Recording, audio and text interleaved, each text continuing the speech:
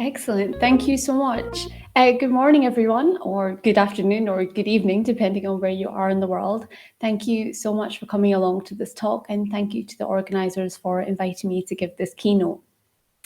So, to give you a brief background about myself, my background is in social psychology, specifically crowd psychology. And my research really tries to explore the role of group processes on collective behaviour and to really try and think about how we can use this to inform pedestrian models. So how we can use evidence on group processes to inform pedestrian models. And I said, I have a background in social psychology and crowd psychology, and it wasn't until my PhD when I started looking into pedestrian dynamics. And the PED conference was actually the first pedestrian evacuation dynamics conference I'd ever been to. It was my first kind of dip into this community. And I really enjoyed the conference, not only because we had great academic debate, but because everyone was so supportive and I felt very welcomed by the warm community. And I think this community in PED is something that is really special and valuable. And although we're all virtually apart at the moment, I'm glad that we're all kind of together in our shared interest of pedestrian and evacuation dynamics. So I was looking through the list of extracts for the conference, and we have presentations for all sorts of areas. We've got presentations about walking behaviour, about lane formation, about social groups, pedestrian awareness, emotion regulation, shopping behaviour, large flow around stadiums, all sorts of different topics. But what really binds most of these topics together is this common goal of understanding and accurately simulating behaviour. And I thought this is really interesting because it's an important point. And I was thinking about why is it important that we really understand where this behaviour is coming from and what form it can take. Well, if we understand why behaviour happens, then we can create more realistic simulations of the behaviour and use our knowledge to better plan for safe events. And if we know why behaviour is happening and what forms it can improve the predictive capabilities of our models.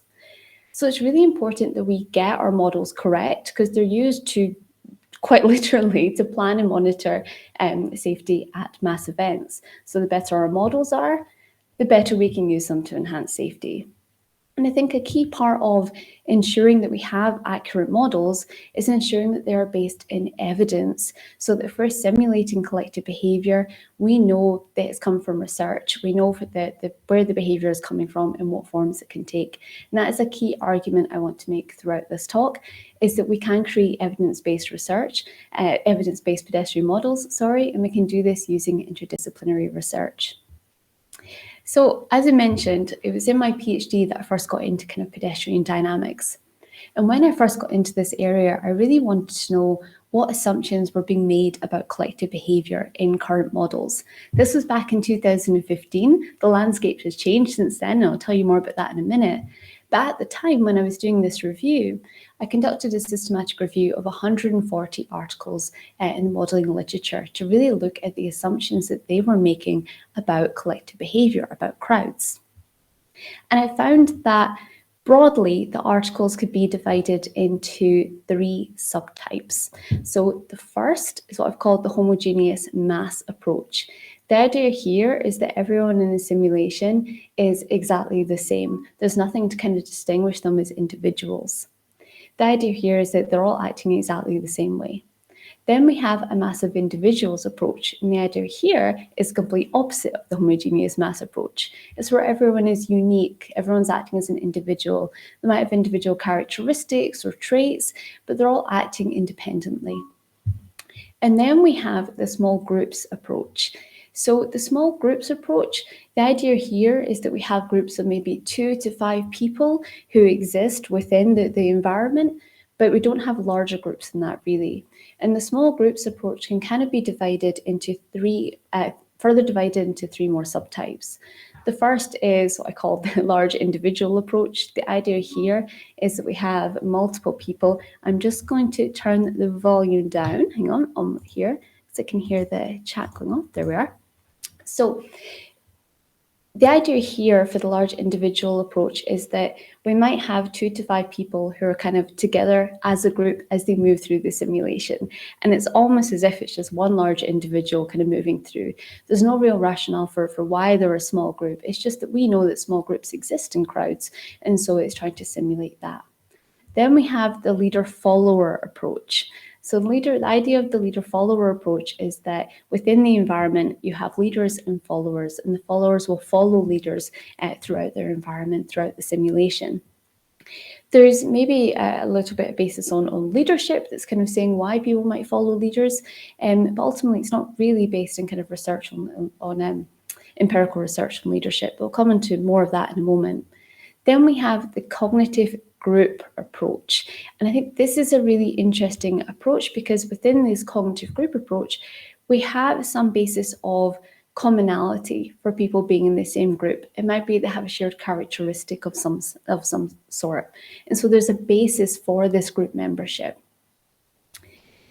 So this was back in 2015, and when I was conducting this systematic review, I argued that if we want to accurately monitor and predict collective behaviour exhibited when people feel part of the same group, including very large groups and crowds, then we really need to be looking at empirical research on group behaviour.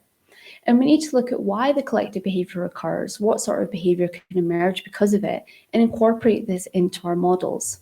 But many of the articles that I read back then were based on observations of crowd behaviour, where we're inferring why behaviour is happening, or based on outdated theories of crowd behaviour or kind of assumptions of crowd behaviour that we have in common everyday life, rather than necessarily experiments to understand where the behaviour comes from. And there was quite little inclusion of evidence-based theories of collective behaviour in the model.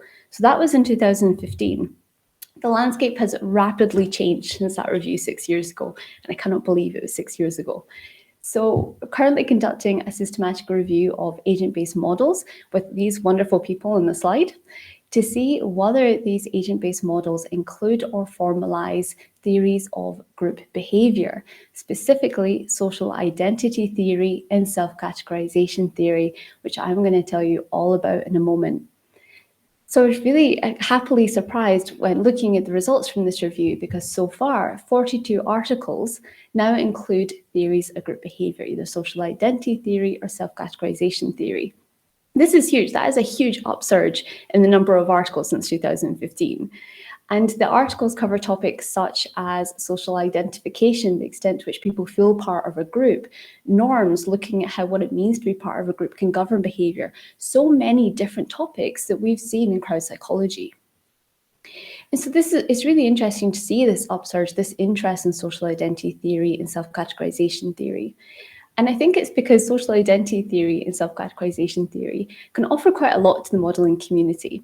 And I want to tell you just a little bit about them, kind of give you an overview so that you can see sort of where I'm coming from when I say that. So research on social identity theory started over 40 years ago now. It is a huge field. It's absolutely massive in social psychology, particularly in European social psychology. So the idea of social identity theory is it says that groups are meaningful for helping us to understand and navigate the social world. Knowing what group we're in and what group others are in can help us kind of guide our perceptions, our behaviours and our feelings. And the real core idea of social identity theory is that people have a personal identity. These are kind of things that make them an individual. They're sort of idiosyncratic differences from others, and social identities. And these refer to their memberships of different social groups.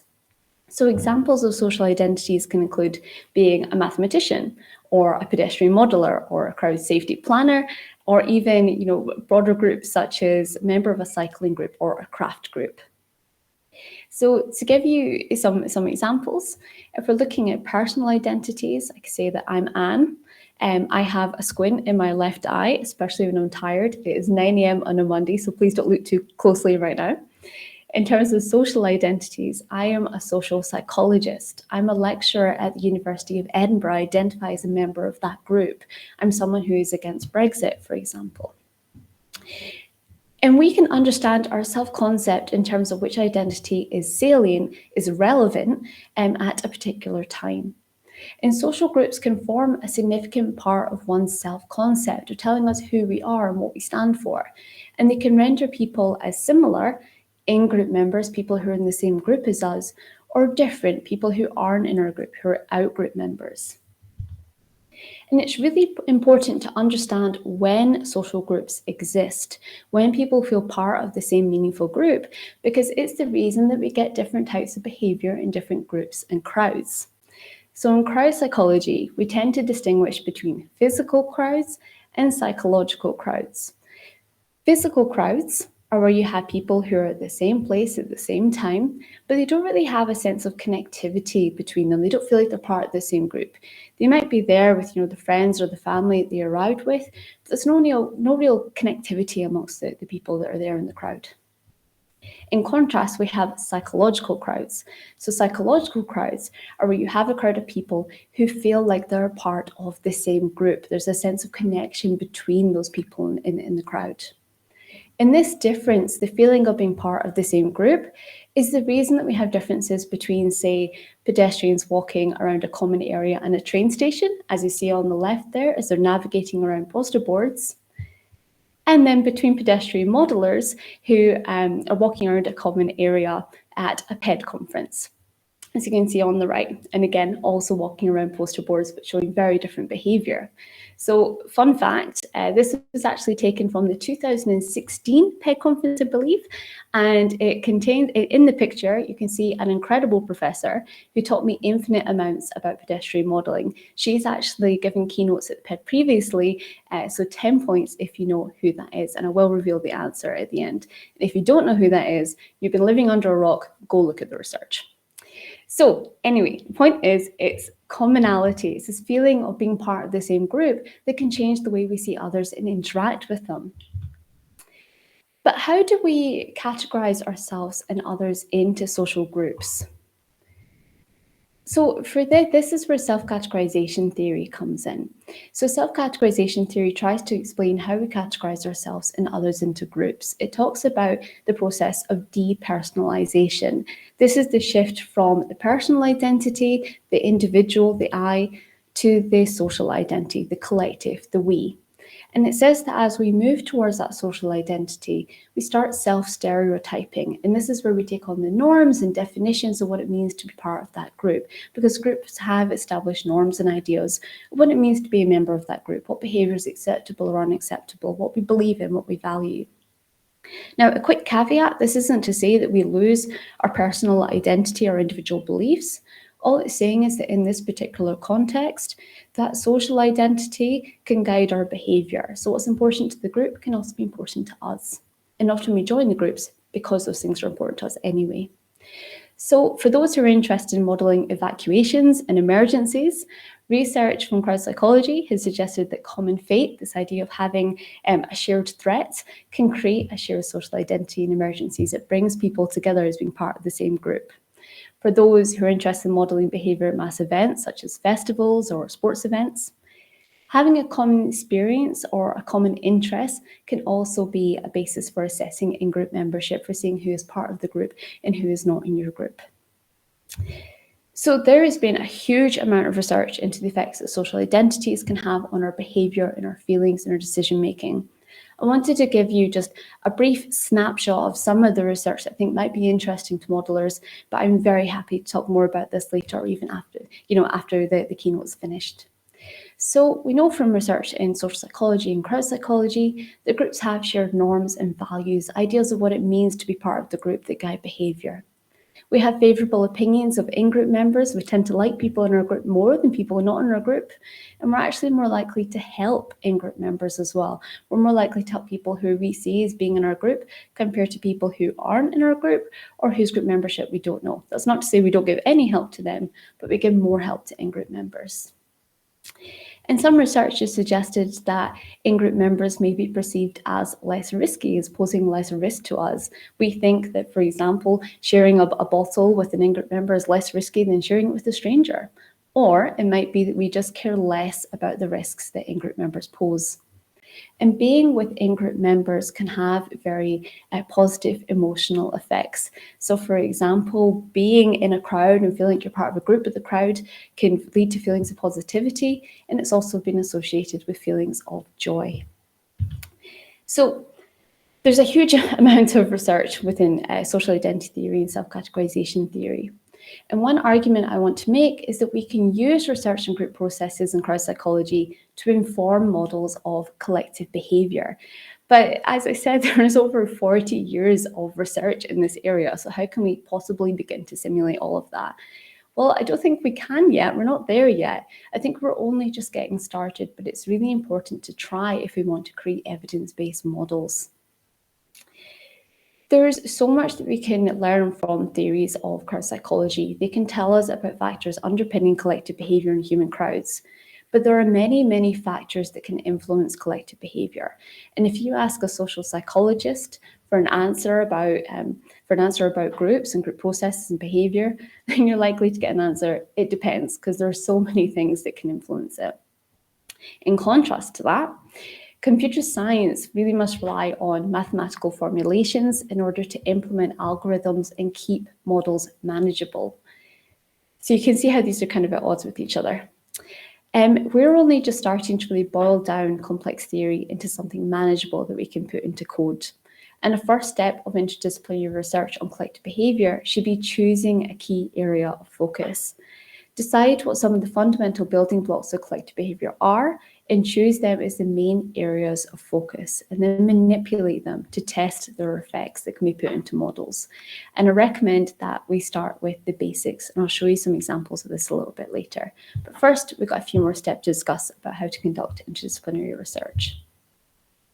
So after choosing your area of focus, design an experiment which can isolate the effects of certain variables to see what effects they have on others.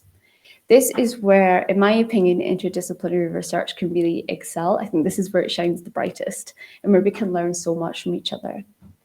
So often pedestrian models are based on assumptions of crowd behaviour that we tend to take for granted, or perhaps observed data where we infer what's happening. But to really understand the effects of certain parameters, such as group membership, social identities, I think we need to work out ways to manipulate it and to test its effects. And so I highly, highly recommend focusing on one or two key things that you want to manipulate. Because if you throw loads and loads of variables into the model, you don't know where the effects and your outcomes are coming from. You don't know if the effect on pedestrian moving speed is because of social identities, because of leadership, because of fire in the situation. So narrowing it down and really just focusing on one or two key variables to manipulate can really better help you understand the effects of those specific variables. And a key part of designing these experiments, I would argue, should be identifying outcomes from the experiments that can inform models, that can actually be useful for modelers, such as using standard criteria that we use in models like pedestrian movement speed or group clustering. So really sort of designing your experiment to isolate the effects of particular variables, say social identities, and look at the effect of them on kind of conventional methods in pedestrian dynamics, such as proximity or speed. So that might sound simple enough, but in reality, it can be a bit tricky. So I've learned through a lot of trial and error that sometimes in different disciplines, we have the same words that mean entirely different things, or at least slightly different things. And that can make having a productive conversation a little bit tricky. I have been in situations where I've been like, yes, we're absolutely researching this bit about collective behaviour. And the other person has thought we were researching something different about collective behaviour. And this is just because we had different definitions of the key terms that we were using. So in a collaborative meeting of evacuation modelers and mathematicians and social scientists in Leiden, we created a shared glossary of terms used in human crowd dynamics. And the idea of this was to have this glossary that could facilitate interdisciplinary research. And it was fantastic. It was one of my favorite workshops. It was a great example of how you can get people from different disciplines to kind of teach each other about the area to advance our understanding of collective behavior and crowd dynamics. And I actually still have my mug, because a few of you are here, and I hope that you all still have your mugs too. Also, Fergus Neville and I wrote a book chapter about key terms in social psychology and how we can use the research in social psychology to collaborate with pedestrian modelers. So both of these resources are really intended to facilitate collaborations between different fields. So please do use them. Go read them and use them. After you've identified your key variables of interest, whether it is social bonds, perceptual abilities of agents, choose the best methodology for conducting your experiment. To do this, share the methodologies from your fields. This can be so useful because we have so much to learn from each other.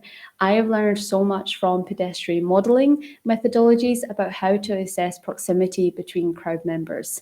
So to give you an example, one of my favourite studies from social psychology is by David Novelli, John Jury, and Steve Reicher from 2010, where they had participants go into a room that needed to be set up.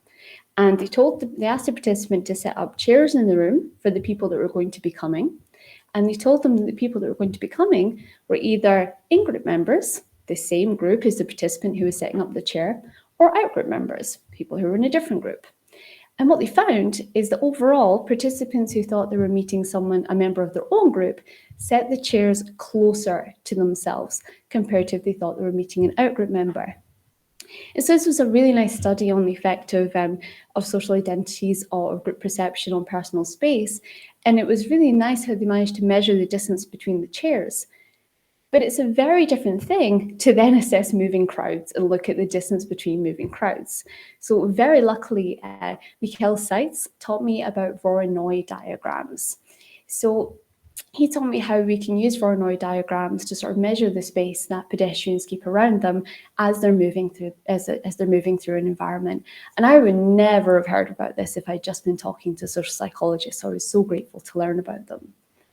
And I think one barrier that we really face in crowd psychology, and this is where other disciplines can really help us, is that it's logistically very expensive and incredibly difficult to manage large groups of people at once. If you want to run an experiment on a crowd, keeping that kind of crowd management is very tricky. But simulations can provide a wonderful testing tool for examining the effects of different variables on crowd behaviour. So it's a really nice method that we can use to learn more about collective behaviour. And so it's really through these discussions about methodologies with others that I learned how common methods of priming group membership so that people are operating on the basis of their shared group membership can assist research on group behaviour in the modelling community, such as what effect that group membership is having on behaviour. And I've learned how we can use methods such as Voronoi diagrams to better understand the effects of group processes and crowd movement. I really think we have so much to learn from each other. So I feel like these concepts I'm talking about are quite abstract, and I wanted to give you some kind of core examples of how this has been done. So this is the first study I'm going to tell you about. This is where we researched the effects of social identities on pedestrian movement in counterflow. So the idea here, so we really wanted to see at a fundamental level what effects social identities have on crowd movement. And we kind of boiled it down. We were thinking, all right, what do we need to really assess the effects of social identities? What does the theory say? What does the previous research say? What do we want to focus on? And we boiled it down to focus on one core aspect of the theory, the perception of group membership and how this affects behaviour. So our decision-making process when creating this study really involved trying to take some of the best conventional methodologies from social psychology and pedestrian movement dynamics. So to tell you a bit about how we did this, we recruited participants from a second-year psychology lecture at the University of Sussex, and we randomly allocated participants into either Team A or Team B. And we did this using an adaptation of the minimal groups paradigm. Now, the idea of the minimal groups paradigm is it's an old method that we use in social psychology, where you can allocate people into arbitrary but still meaningful groups so that people know their identity and the identities of others, and they can see who else is in their group and who's not in their group. And the idea of creating these new arbitrary groups is that you strip away any kind of historical context of the groups, any social norms, anything like that, so that all that's important is what group you're in and what group the others are in. So as we also gave, after randomly allocating participants into Team A or Team B, and those of you with eagle eyes might notice there are slightly different participant numbers. 2 participants in Team B disappeared before the experiment properly started because they went to get lunch. This is what I mean when I say it's logistically difficult to handle large groups of participants at once. But as participants came out of the lecture theatre, they were presented with 2 tables. One table said Team A on it and the other table said Team B. And so they went to the tables and they were given hats as well as identity primes. So Team A were given black hats that said Team A on it, and Team B were given red hats that said Team B. Now, this on one hand was so that participants could see what group the others were in, but it was also, and this is something I learned from pedestrian modelers, a way of seeing who was actually in the experiment so that we could track them when we were filming them, we know who was in the experiment and could track their trajectories. We also, along with the hats, gave participants survey measures of social identification. So this asked them about the extent to which they felt part of a group with members of their own team and members of the other team. And then we gave the participants instructions about where to walk. So participants in Team A were guided, they came at lecture theatre, were given their hats and the questionnaire. Then they went up to Area 1 on this high caliber map that I've drawn. They went up to Area 1 and then were directed to go down the path to Area 2. And as they walked down that path, we filmed them where the red square is from above a bridge so that we could get the footage of them when they were walking on their own as a group. Then, when Team A were down at Area 2, we sent Team B to go up to Area 1 and then come back down to Area 2 at the same time as Team A were going back up the path. So what we then had was the 2 groups walking in counterflow within that red box. And we used traditional methodologies from pedestrian dynamics to try and analyse their behaviour. So we tracked people's trajectories, manually tracked their positions on the floor field every sort of third of a step to obtain information about their walking speed, the distance walked. Now that's not distance from A to B, but distance between each of their tracked coordinates, and their proximity to others using tessellation areas, so the space that they keep around them. And we combined this with the survey measures to measure the extent to which they felt part of a group with their own group and with their own team and members of the other team, just to ensure that our group manipulation was working, and we could say that that was the basis for the behaviour. Okay, so I'll show you a little bit of footage. This is just a little clip. So this is Team A and the black hats going up and Team B walking down. I'll show you one more time. So there's a few interesting things to note about this. Contrary to what we might expect from previous research on lane formation, the participants aren't going into single file. They're keeping sort of 2 or 3 people abreast, but they're going closer together. And you see there's this neat little line actually between the 2 groups.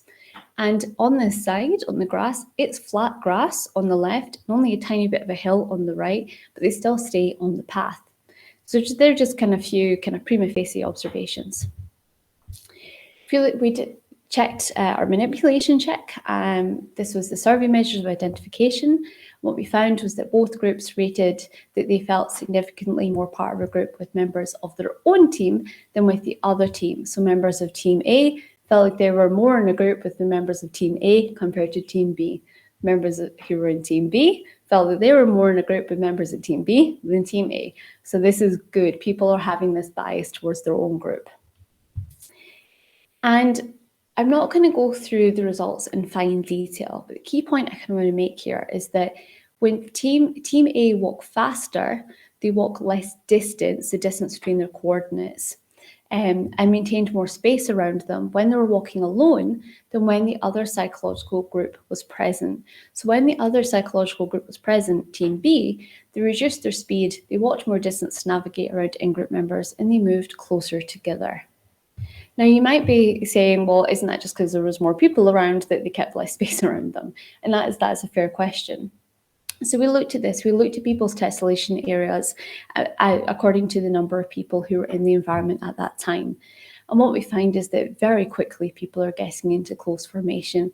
It's not because of the amount of people in the area, and you can't actually see it in the clip that I showed you, but they're already getting into close formation as soon as they see the others in the other team approaching. So some key findings. Social identity motivated large groups to self-organise to remain together. And this collective coordination amongst the group members was increased in the presence of an out-group. So it influenced pedestrian flow when they were in counterflow by decreasing speed, distance, and proximity because they wanted to stay together. So rather than sort of speeding ahead to get away or going to single lane formation, which might have been easier, they decreased their speed and they kind of navigated around one another to stay together with their team. So what does this kind of tell us about interdisciplinary research and how we can collaborate between disciplines to advance our knowledge of collective behaviour? Well, to do this study, we focused on a common goal, understanding the effect of group perception on walking behaviour. We tried to achieve parsimony without ignoring anything crucially important. We used the minimal groups paradigm so that we could just look at the essential group processes without needing to consider norms or any other aspects that might come into group behaviour.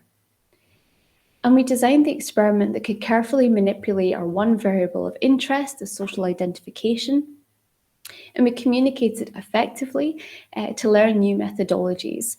So we combined this group priming paradigm with Voronoi diagrams so that we could look at proximity in more detail, but we also used standard survey measures of group identification to show why it's an important factor in explaining the behaviour, what forms that identification can have on pedestrian movement.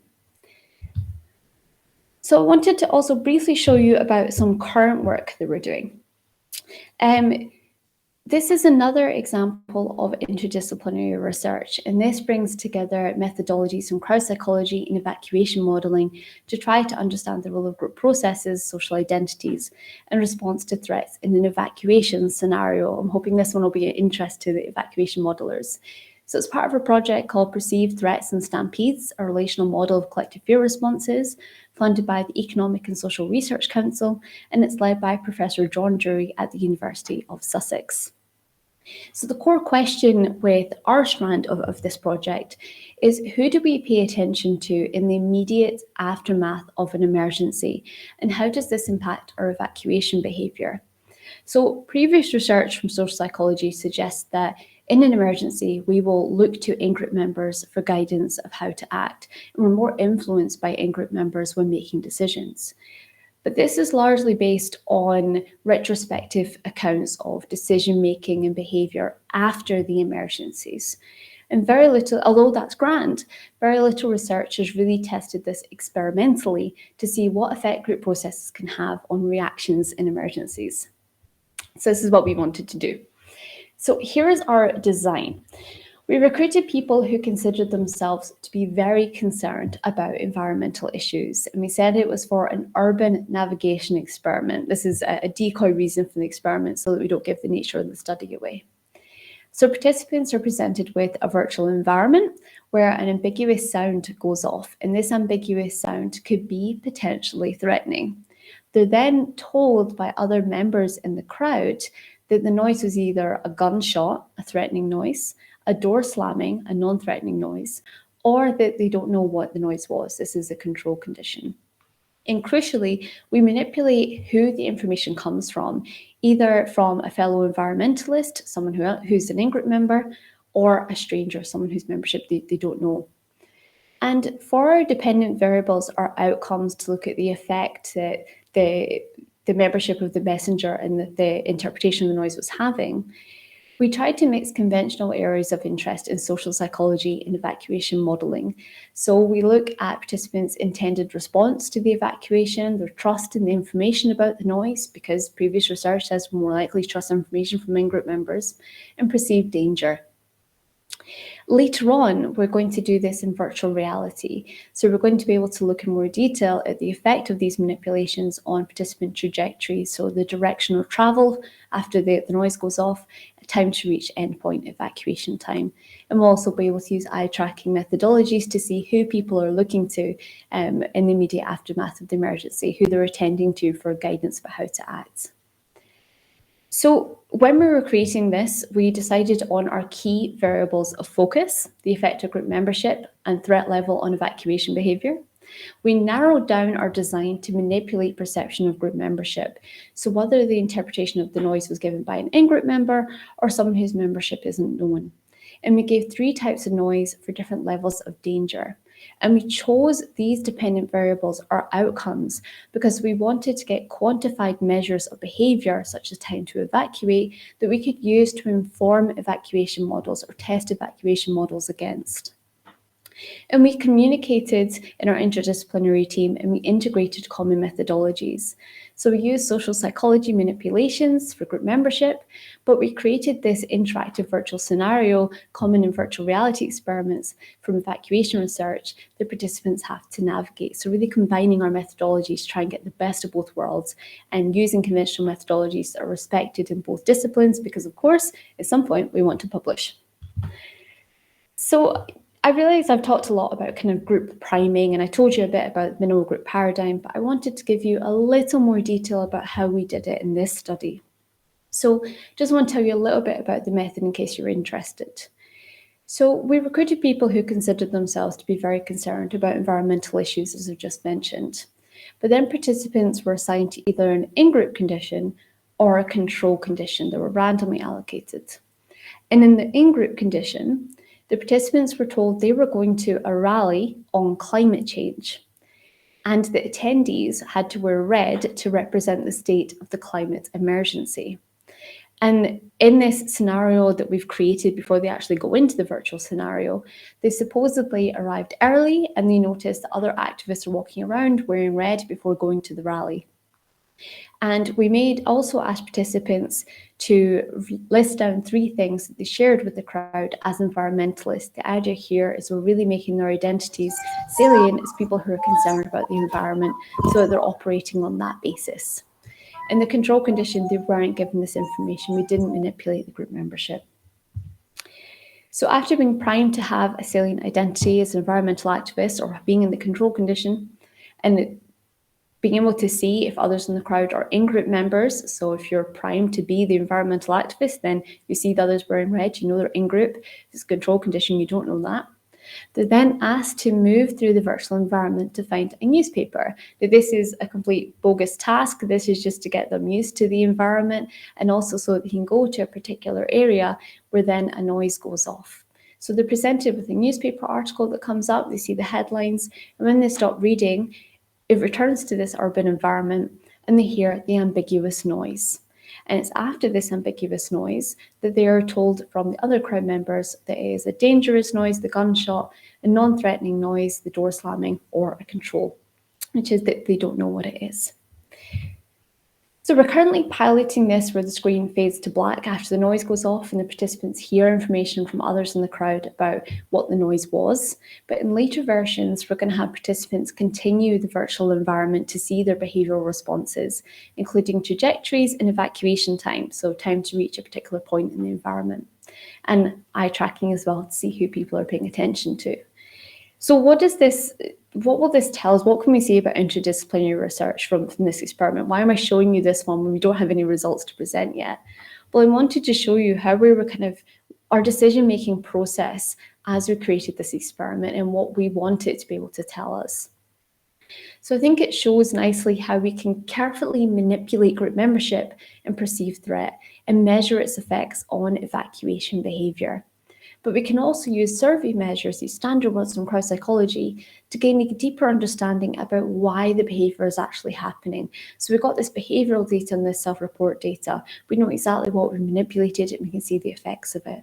And going forward, we can look at the quantified effects of our parameters, such as social identity, on evacuation behaviour, to put these into models that are evidence-based and focus on why collective behaviour occurs and what forms it can take. So a few key take-home messages from this talk. First is that we have common goals of understanding pedestrian evacuation dynamics, and we have so much to learn from each other. I'm really lucky that I've learned so much from the pedestrian dynamics community and that you've all been so patient in teaching me about it. I also highly recommend listening to Claudio's keynote that's coming up, because he gives even more detail about methods, including new methods of understanding pedestrian dynamics. And a key argument I really want to make is that we can harness this knowledge from each discipline to better understand collective behaviour. There's so much to be gained from collaborating with one another. To do this, to have this effective collaboration, focus on the common aims that we have. Identify relevant aspects of the theory that you're interested in, select key variables to test, and use the best methodology to test those variables. Really compare your methodology, say what's done well in your discipline, learn from each other. And if we do this, we can improve our understanding of why collective behaviour occurs and what forms it can take, and we can use this to improve models of collective behaviour and broader safety planning. So I started this talk mentioning kind of where we've been in terms of modelling collective behaviour, the systematic review, and I've shown you some recent developments and some ongoing work. But I think next up is to look into the future.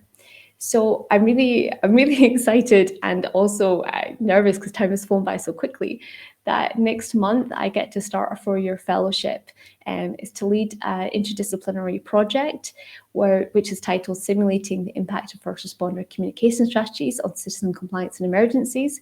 It brings together crowd psychologists, pedestrian modelers and emergency services to really look at why and how citizens respond to evacuation guidance in emergencies. There's also the fantastic SciAm network.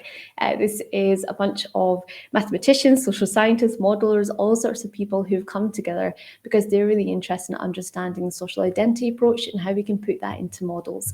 They run workshops and conferences, and they have a lot of kind of collaborative projects going on. So I highly recommend that you look at them. I put the link there. Absolutely brilliant group. And I'm going to do a shameless plug for my PhD students because they're absolutely brilliant. So we currently have a lot of research coming up in crowd psychology about the role of group process that I think can be used to inform models. So for example, Luna, who's here in the audience, she's doing some great work incorporating decision-making in environmental emergencies into behavioural computational models for crisis planning. She's just getting started on that. The idea is we look at the role of group processes in evacuations and how we can put them into models. Waleed is looking at the role of group processes and risk takings in the mass gatherings, for example, focusing on behaviour at the Hajj, so really large mass gatherings. We've got Sayaka, who I think is also here, researching intergroup relations between emergency services and the public in emergencies, and Sam, who's looking at public support for protest actions. So there's loads of exciting research coming up. So, there are ones to watch, keep your eye on them. I really love that the PED is focusing so much on early career researchers this year, and I'm so honoured to be able to give this keynote. But early career researchers really need support, and they need people to share ideas with and be patient as they learn new topics. And I just want to say, take a moment to thank these fantastic collaborators who have supported me and inspired me with great discussions about interdisciplinary research that really informed this talk, and they all continue to inspire me. And thank you so much for listening to this talk. I'm really looking forward to hearing your questions and your thoughts. So yeah, thank you very much. Thank you very much, Anne. Fascinating talk. Well done. I'm sure there are going to be a couple of questions. If anyone has any question, they can put it in the chat box and I can moderate that. So there is a question from Nikolai. The topic is fascinating. Thank you for your talk. The topic is fascinating and clearly very important for understanding crowd behavior. Could you elaborate a bit on how you could imagine this feeding into practical applications? For example, can you imagine it being possible that event managers can anticipate what social identities will form and how they will affect behavior in emergencies or normal situations? Tough questions. I think that's 3 questions, and they're all really good questions. Thank you, Nikolai.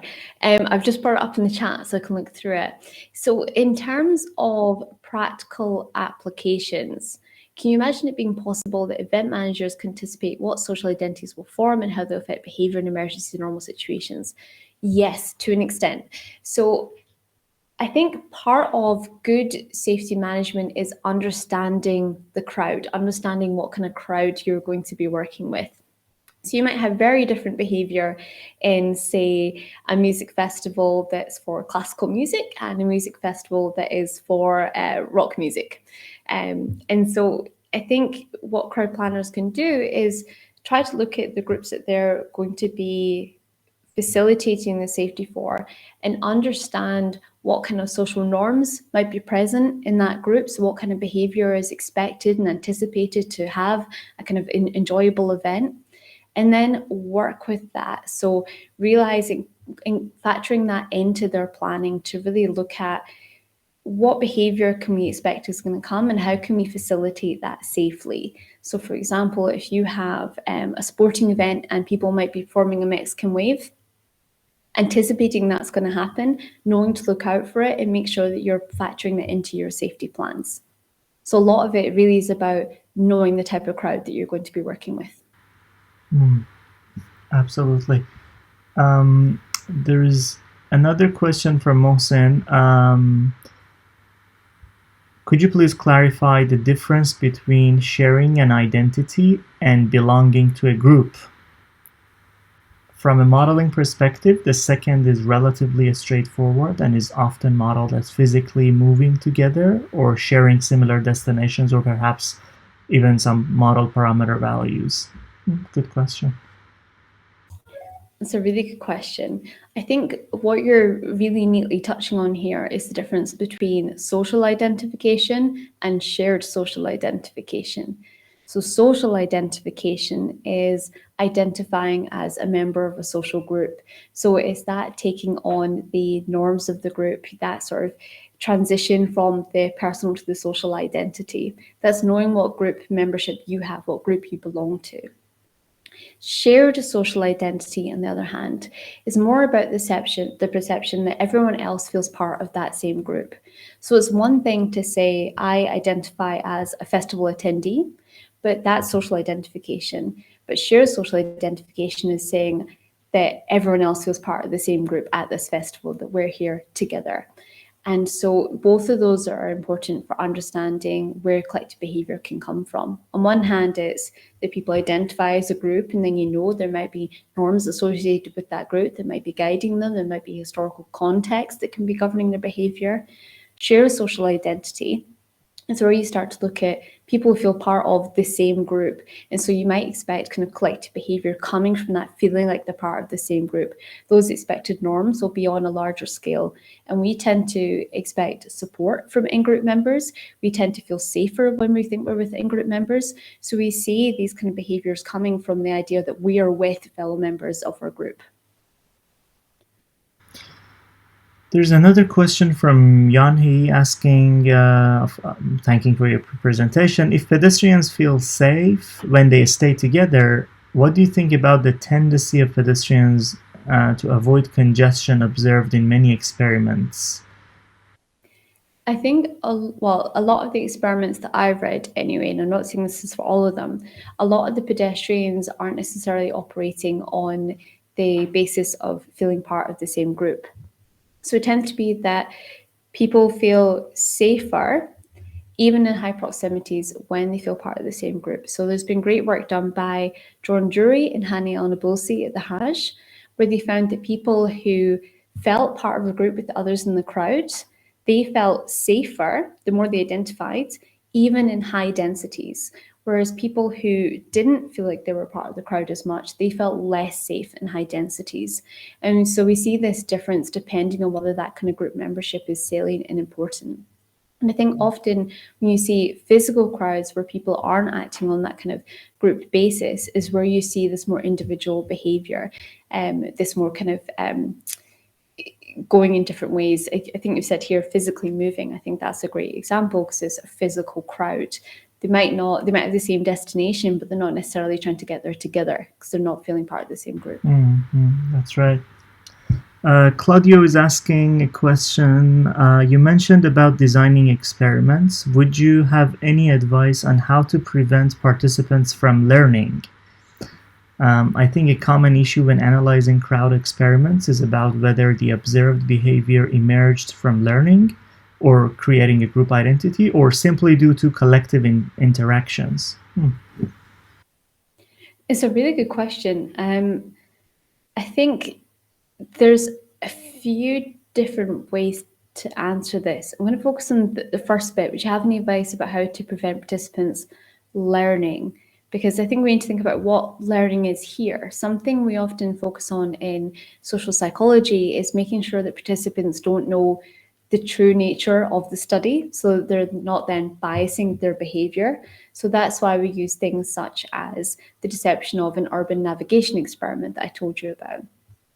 But in terms of analysing crowd experiments, whether the observed behaviour emerged from learning or simply due to collective interactions, I'm sorry, Claudia, I'm not 100% sure what's being asked there, but I think what he's saying is that how do we sort of stop people interacting as such? If you give a clarification in the chat, I'd love to come back to that one because I think it's a really interesting point.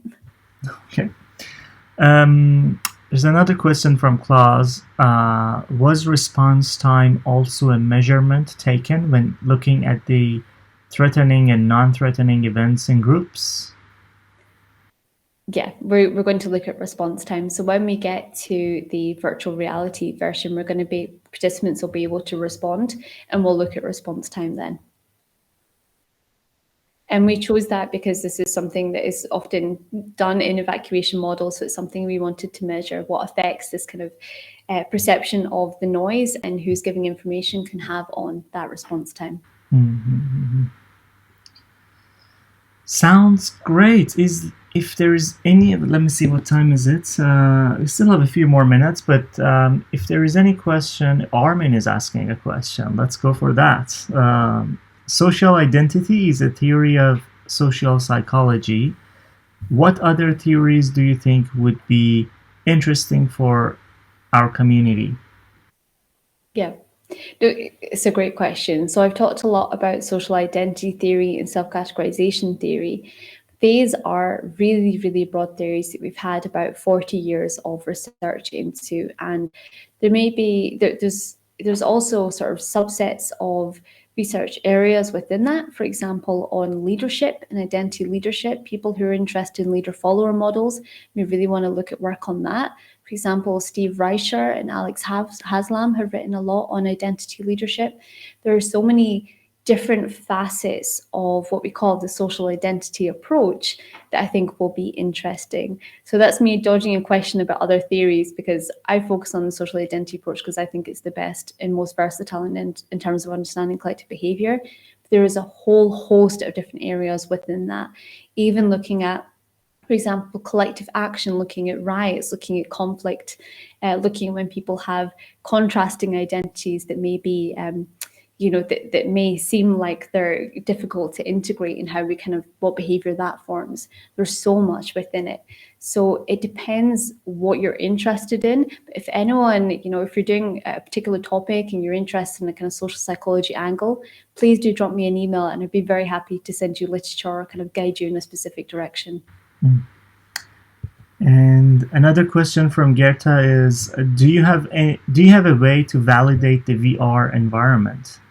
That is to check whether people act in VR like in real life. That's a really good question, and I should have known that Gerta was going to ask that one. And by the way, when I had that slide that said there was a fantastic female professor who's taught me so much about pedestrian evacuation dynamics, that was Gerta. So yeah, that's a really good question. I think that virtual reality experiments aren't necessarily trying to get realistic measures of behavior that you might see in real life. So that's not necessarily the aim of them, but I think they can tell us more about people's decision-making and perceptions in those types of environments. If we wanted to run simulated evacuation experiments, excuse my terminology, in real life, I think that's really difficult. And even then, you're not necessarily getting an accurate depiction of how people would actually act in an emergency, because it's this artificial environment as well. So I think there's a good place for virtual reality experiments in terms of looking at, trying to understand the effects of particular variables and how people might decide to act in these situations. There are advantages of doing them in real life for the same reasons, but I think you really have to triangulate with these on evidence from real emergencies. But a problem with looking at evidence from real emergencies is you're getting retrospective accounts of behaviour, people might have like retrospective inferences of why they acted in certain ways. So I actually think all three are important in terms of triangulating them. And I see Enrico has also answered that question. Yeah, I highly recommend that paper. Yeah, I think there are a number of papers in the literature from different communities, not just pedestrians, comparing VR and real life and trying to see how close they are. And I assume probably when it comes to social psychology, it becomes even a bit more challenging to test whether people form similar social ties in a VR environment compared to real life. Yeah, very, very interesting question. Anything else from the audience? There's one last question. How do you realize multi-users experiments in VR environments? That's a great question. For our experiment, we're actually going to have individual participants at any one time. So the reason that we're having just one participant is to keep consistency in the environment. So if you want to bring in multiple users, you might get different dynamics that come into play, and it's quite hard to kind of control them to effectively test the same thing for each group of participants. So we're using just one individual participant at a time so that they're getting presented with the same stimuli in the same environment so that everything is kept as consistent as possible, consistently across each participant, so that we can have more confidence in why their behaviour is happening, so that it's not necessarily due to other factors such as another participant is influencing their behaviour.